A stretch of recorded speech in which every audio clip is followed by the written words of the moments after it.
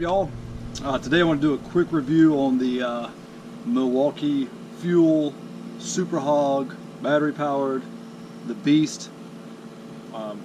This drill it's a money maker. It makes my life so much easier. I have no tools in my truck except for one hammer drill that requires drop cords. So I don't have to drag any drop cords across the house, and that makes a huge difference in time and just aggravation of dealing with drop cords. So when I bought this tool, there were two questions I had. One, does it have the same amount of torque as the corded version does? Because I have the corded version as well. But that's important. I want to make sure it's going to drill the holes I need to. And how long is the battery going to last? Those are the two questions that I had. And I can tell you now, it has as much torque, if not more torque, than the corded version, just by everyday use. And especially when you put the big high demand battery in there, the 9.0, it just really excels. I've used this drill with the 4.0 battery, the 5.0 battery, but I'm gonna tell you, if you get this SuperHawg drill, you wanna invest in the high demand 9.0 battery. I use that battery in my skill saw, my Sawzall, and the SuperHawg. It just lasts a lot longer, gives you a lot more power. So when you buy this drill, you can get it with the regular chuck key configuration, which comes with a nice little holder and a chuck key if you remember to put the chuck key back, but it just becomes a habit. But they also make it that has the quick lock, which is basically this connector right here that basically replaces that. And I didn't get it with that configuration because I was scared that this would wear out. I've had some of these, not by Milwaukee, but I think I've had some Lennox ones that just wear out and it's a pain in the butt to get the bit out, so I didn't want to do that. But I wish I would have. I wish I would have gotten this on here because these Milwaukee quick locks really hold up to time. As you can see, all my tools, I mean, we use them. And that's why we do real tool reviews here. So what I'm gonna get this thing set up. We're gonna drill a hole for a toilet, which is, is an easy hole. And then we're gonna do some harder stuff so you can see how it really works.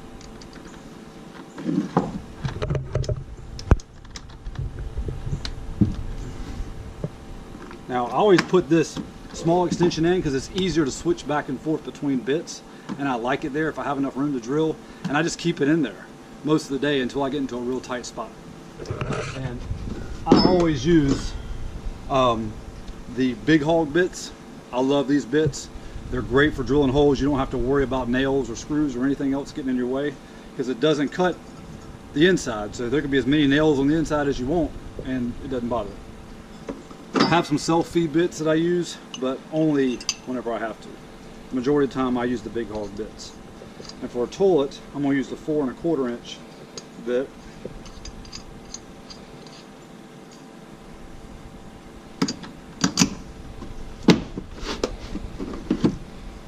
Let me measure this thing out and we'll get to going.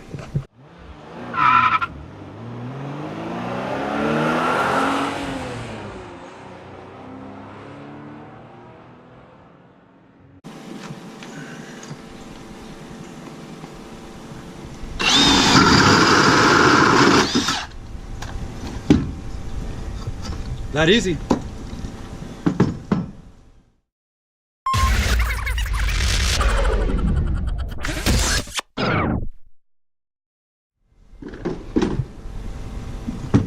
Now I can really quickly change this out.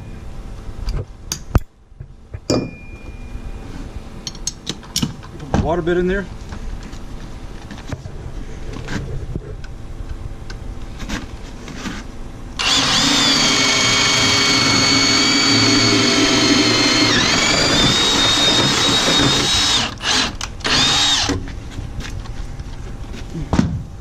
There we go.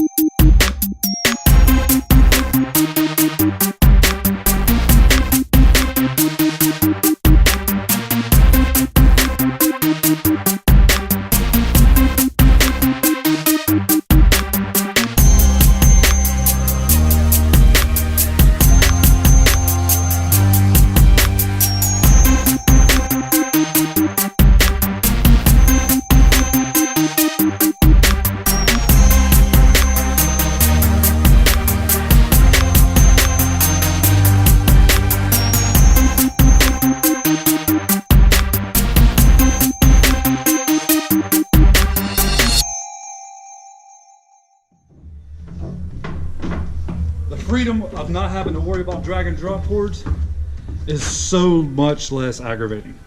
So much less aggravating.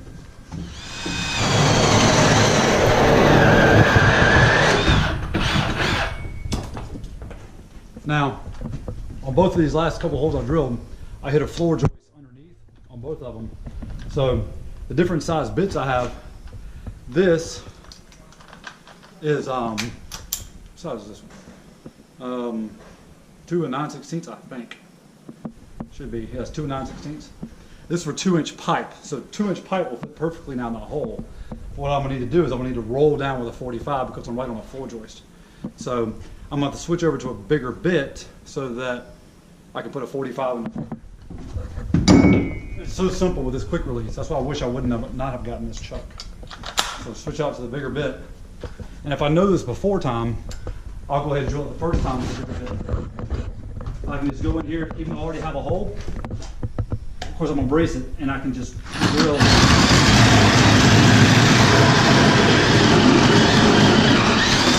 With that.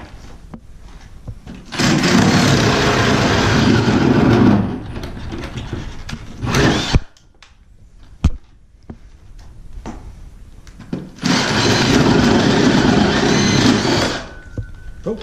And then what I'll do is I'll take a hammer and a chisel and just knock that little piece off the edge there, and I'll be able to slide a 45 right in that hole. Yeah, so you can see there's a subfloor, but if I take my screwdriver, pop that subfloor out, you see there's a joist right there. So I'm gonna need to put a 45 in here. So I'm gonna drill straight down here so that with a bigger hole so I can slide a 45 fitting in that hole.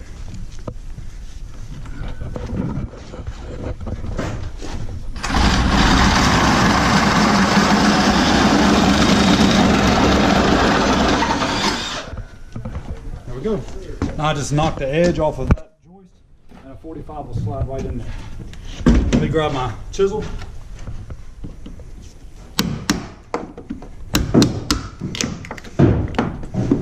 Now my 45 will slide right in there around that.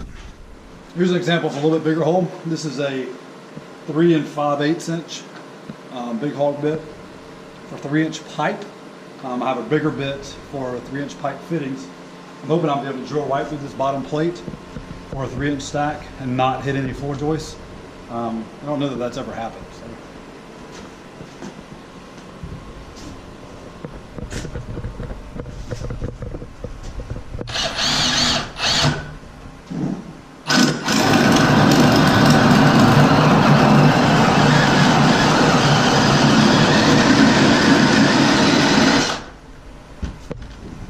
You can see that bit handles it, drill handles it with no problem.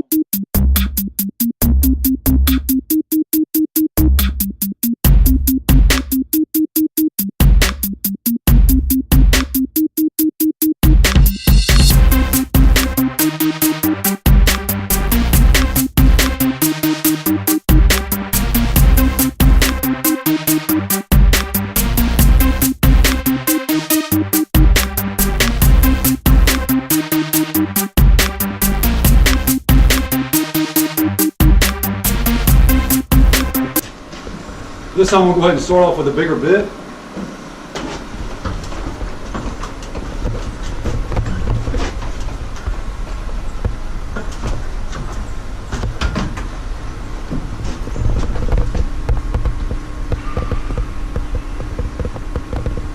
That's 1, 2, yep.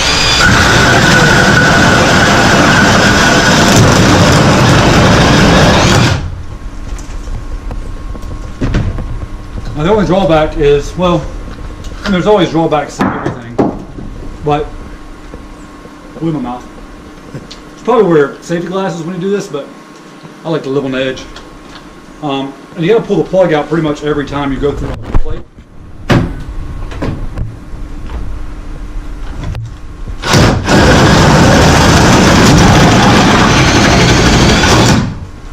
As you can see, it drills right through there.